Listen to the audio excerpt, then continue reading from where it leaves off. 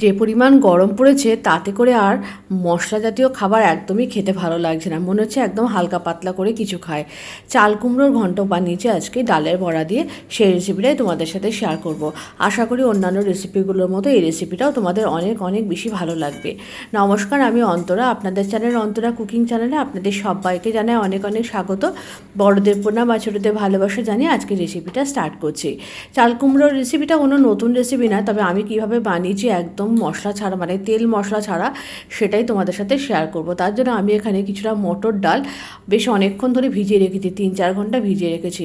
তারপরে জলটা ঝরিয়ে একটা মিক্সি জারের মধ্যে দিয়ে একটু নুন, হলুদ, একটুখানি গুড়ের পাউডার দিয়ে এটাকে একটুখানি মিহি পেস্ট করে নিয়েছি। তারপরে একটা বোলের মধ্যে নিয়ে নিয়েছি, এর মধ্যে নিয়ে নিয়েছি 2 চামচ আটা, দিয়ে খুব ভালো করে এটাকে মিশিয়ে নিয়েছি। এরপরে এই চাল কুমড়োটাকে কেটে নেবো। তার জন্য আমি এখানে যে চাল কুমড়োটা নিয়েছি, চাল কুমড়োটা পুরোটা লাগবে না, আমি 4 ভাগের 3 ভাগ নিয়েছি, 1 ভাগ রেখে দিয়েছি।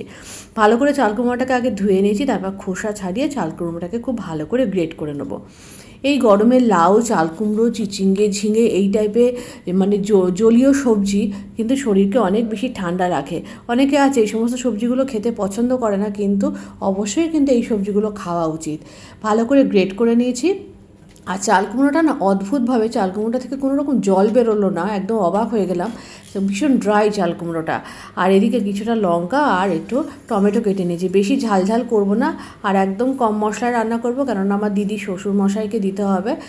উনি বয়স্ক মানুষ, আপনারা তো জানেন যে দিদি হচ্ছে বেড়াতে গিয়েছে কাশ্মীর, গল্প করেছিলাম, তো শ্বশুর মশাই আছে, শ্বশুর মশাইকে একটু দেবো তরকারি, তো সেই জন্য আজকে একটু কম ঝাল দিয়েই বানাবো। ডালের বড়াগুলোকে কড়াইতে তেল দিয়ে ভালো করে, সর্ষের তেলটা গরম হলে ডালের বড়াগুলো লাল লাল করে ভেজে তুলে নিয়েছি। এইরকম ডালের বড়া দিয়ে কিন্তু শুধু শুধু গরম ভাত দিয়েও খাওয়া যায়, একটুখানি তেল লঙ্কা দিয়ে। আমার তো ভীষণ ভালো লাগে এরকম ডালের বড়া খেতে, আর এরকম বেশ মিষ্টি মিষ্টি ডালের বড়া খুব ভালো লাগে। সব ডালের বড়াগুলো ভেজে দিয়েছি কড়াইতে থাকা তেলের মধ্যে, আর এক্সট্রা কোনো তেল অ্যাড করিনি।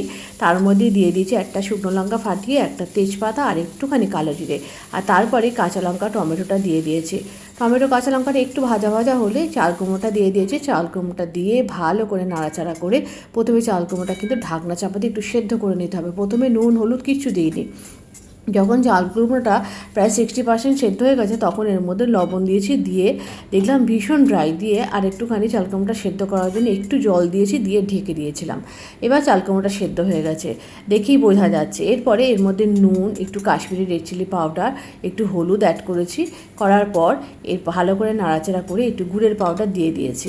দিয়ে এরপরে ডালের বড়াগুলো সব শেষের দিকে দেবো, কারণ ডালের বড়াগুলো প্রথম দিকে দিলে নাড়াচাড়া করতে করতে ভেঙে যাবে। ব্যাস, রান্নাটা একদম রেডি হয়ে গেছে। আর নামানোর আগে একটুখানি ভাজা জিরের গুঁড়ো আর একটুখানি গরম মশলার গুঁড়ো দিয়েছি।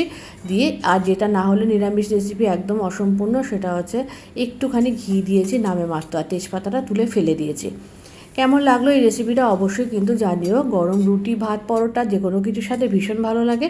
আর এরকম রেসিপি আমি তো প্রায়ই বানিয়ে থাকি, আমার পেজে এরকম রেসিপি অনেক আছে, তবুও আরেকবার শেয়ার করলাম। যদি ভালো লেগে থাকে অবশ্যই লাইক করো। আর আমার ইউটিউব পেজের নাম কিন্তু বেস্ট টেস্ট উইথ অন্তরা, অবশ্যই চ্যানেলটিকে সাবস্ক্রাইব করে আমার পাশে থেকো। আর আমার ইনস্টাগ্রাম পেজের নাম অন্তরাস কুকিং জার্নি। তো আজকের রেসিপিটা কেমন লাগলো অবশ্যই কিন্তু কমেন্টে জানিও।